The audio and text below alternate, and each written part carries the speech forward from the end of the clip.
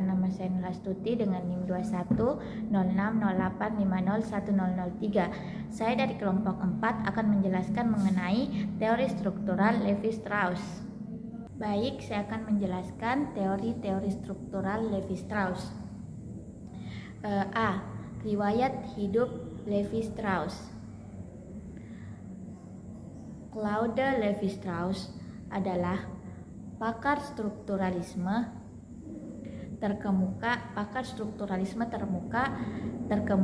yang percaya bahwa struktur pemikiran manusia purba atau savage mind sama dengan struktur pemikiran manusia modern atau civilized mind. Karena sifat dasar manusia sebenarnya sama. Claude Levi-Strauss adalah seorang antropolog sosial Prancis dan filsuf strukturalis. Ia lahir di Brussels, Belgia pada 28 November 1908 sebagai seorang keturunan Yahudi. Tahun 1909, orang tuanya pindah ke Paris, Prancis. Ayahnya bernama Raymond Levi-Strauss dan ibunya bernama Emma Levy.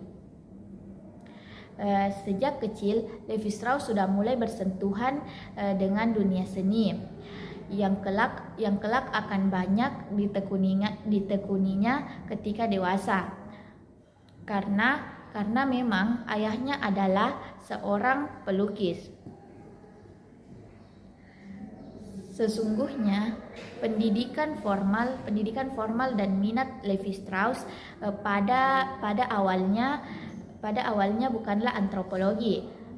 Pada tahun 1927, Levi-Strauss masuk Fakultas Hukum Paris dan pada saat yang sama itu pula ia pun mempelajari filsafat di Universitas Sorbonne.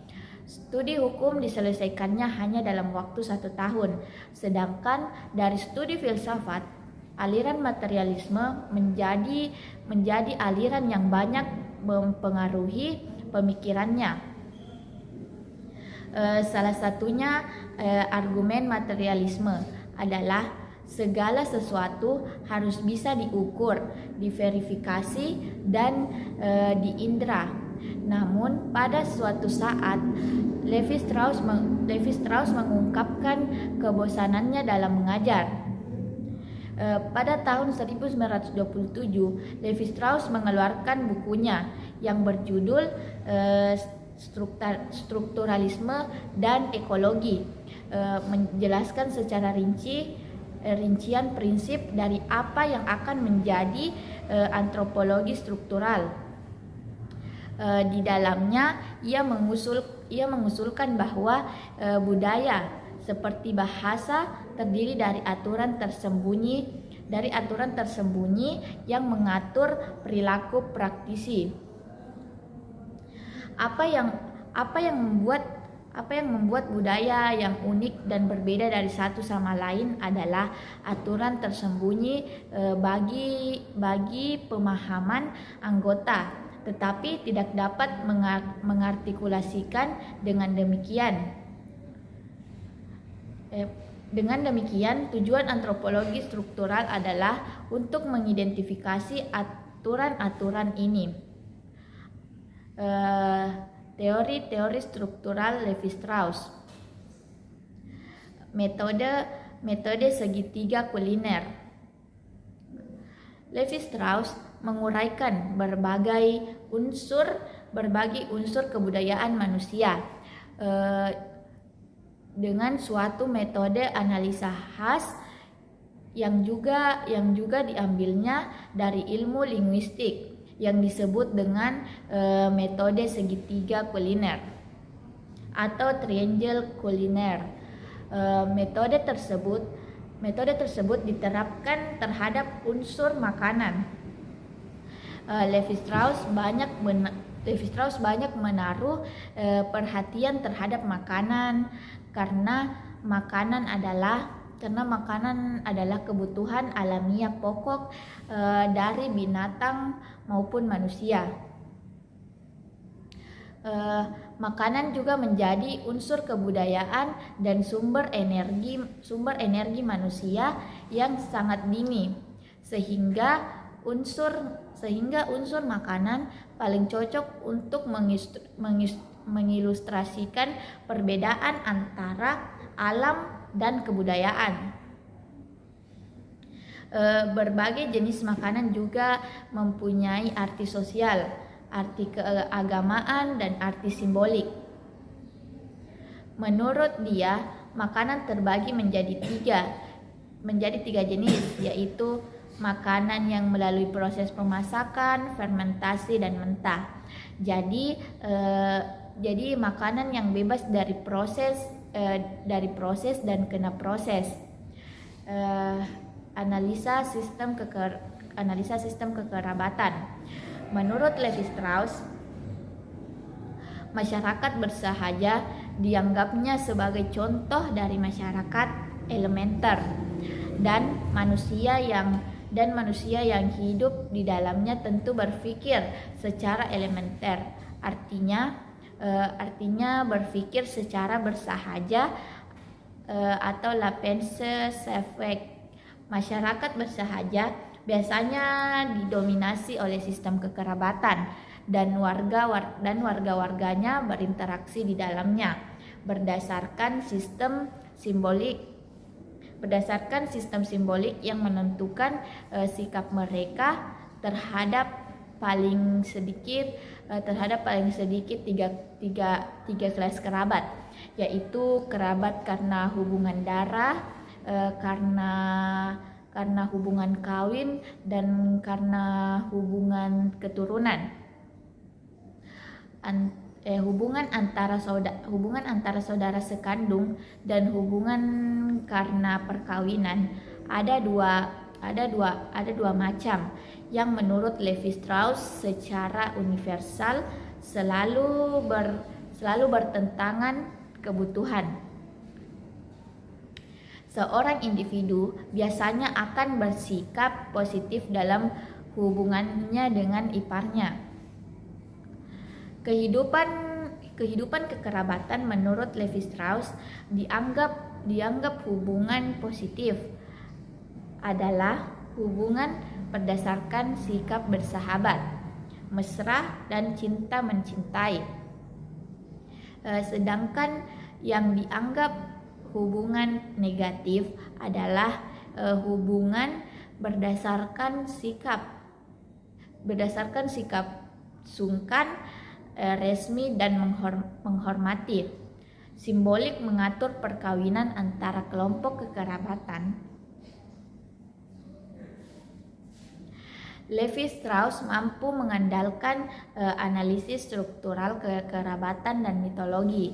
Satu hal yang menarik direnungkan oleh yang ragu kehumanistisan oleh sistem oposisi berpasangan dalam kekerabatan seperti Bapa Biyun Jakinini Gedana ini, atau contoh ini ditransformasikan ke budaya Jawa, akan menyuguhkan komunikasi yang berbeda.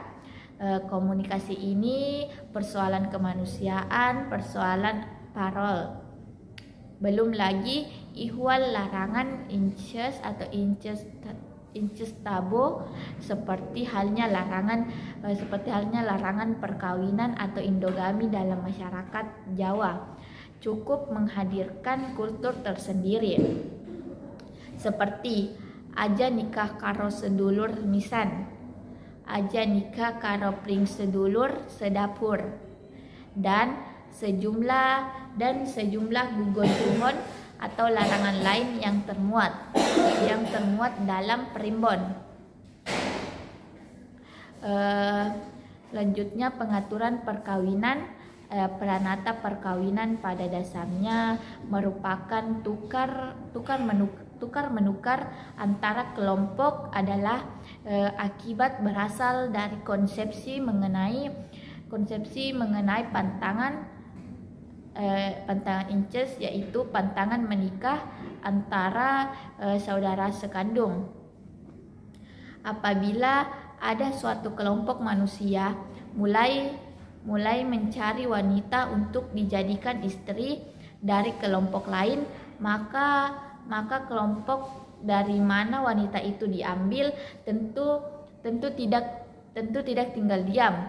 Mereka akan mempertahankan diri atau memberikan saja wanita tersebut dengan kelompok lain dengan syarat mereka juga memperoleh wanita dari kelompok lain sebagai gantinya. Alasannya dengan tukar menukar wanita, kedua kelompok dapat bersekutu ke dalam lapangan kebutuhan yang sama, sehingga menjadi kelompok yang lebih besar dan lebih kuat apabila menghadapi kelompok-kelompok lain. Sebaliknya, sama kelompok lain juga melakukan tukar menukar wanita dengan kelompok-kelompok lain agar dapat membentuk persekutuan kekerabatan yang besar, sehingga mampu menghadapi persekutuan kekerabatan yang telah tergabung lebih dahulu. Asas klasifikasi elementer.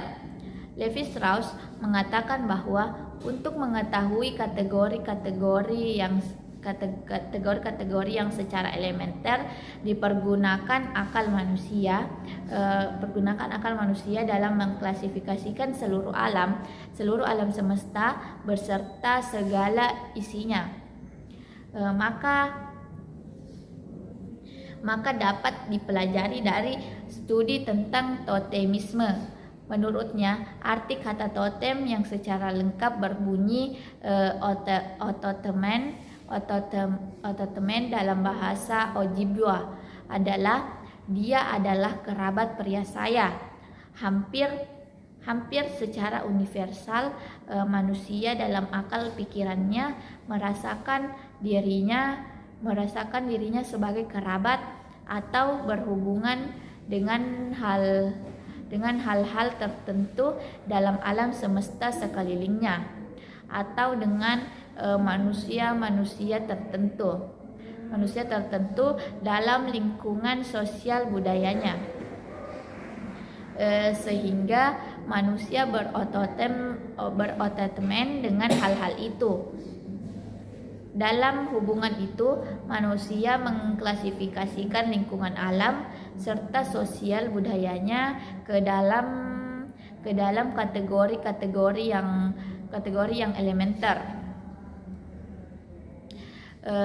Suatu hal yang paling pokok dalam pandangan ini adalah membagi alam semesta ke dalam dua golongan berdasarkan ciri-ciri yang saling kontras, bertentangan atau merupakan kebalikannya, yaitu suatu cara yang disebut binary opposition atau oposisi berpasangan. Dua golongan ini bersifat mutlak seperti bumi langit, pria wanita, bisa pula bersifat relatif seperti kiri kanan, orang dalam, orang luar. Perbedaan besar antara konsepsi Levi-Strauss dalam cara menganalisa sistem kekerabatan dan cara menganalisis mitologi. Dia tidak hanya mencari asas-asas universal dari proses-proses berpikir simbolik yang menyebabkan sistem kekerabatan di dunia hidup dan berjalan. Levi-Strauss sama sekali tidak membicarakan sistem perkawinan saudara sepupu paralel dan sistem dan sistem-sistem perkawinan yang disebut kompleks, yaitu sistem perkawinan antara keluarga bangsa-bangsa Eropa dan Amerika yang beragama Kristen, atau di antara keluarga bangsa-bangsa di Afrika, Asia, Oseania, dan Amerika Latin yang menyebutkan dirinya terpelajar atau modern. Selain itu, dalam analisisnya mengenai sistem kekerabatan Levi-Strauss lebih memperhatikan fungsi dari sistem tukar menukar wanita untuk menerangkan strukturnya. Levi-Strauss menghubungkan fungsi dari sistem kekerabatan dengan kebutuhan naluri atau kebutuhan psikologi dari makhluk manusia.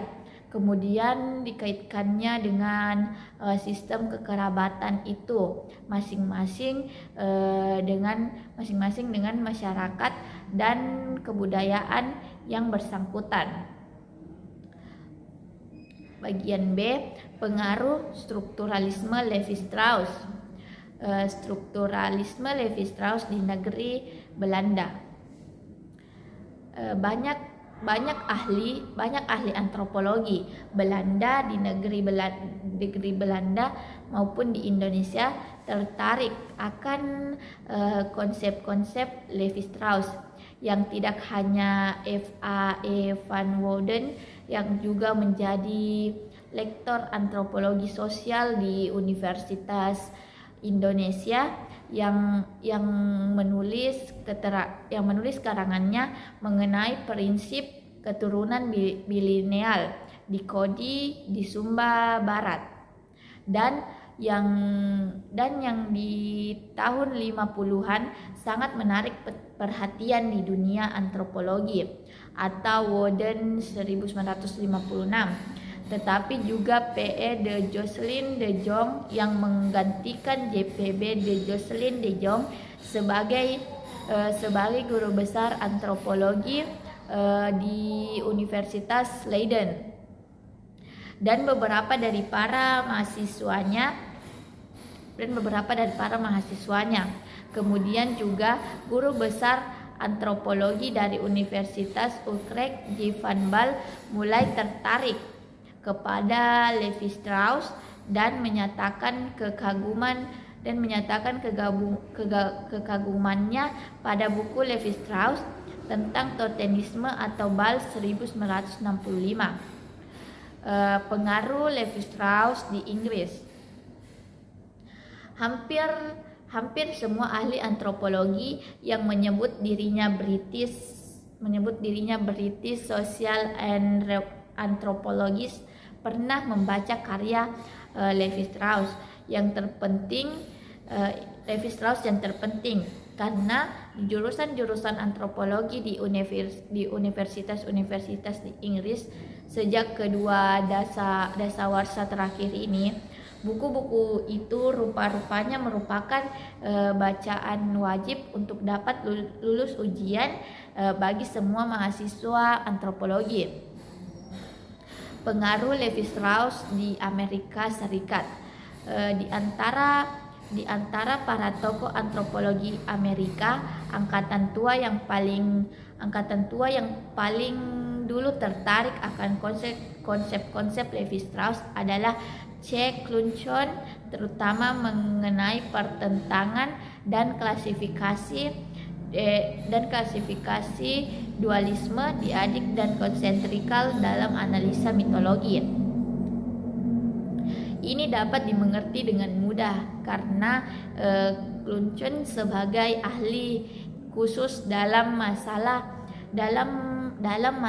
nilai-nilai budaya tentu banyak sangkut pautnya dengan metodologi menganalisa mitologi, upacara keagamaan, ilmu gaib, dan ilmu sihir. Mungkin kurang tepat untuk mengatakan bahwa Levi-Strauss telah mempengaruhi karena Clukon sendiri jarang membuat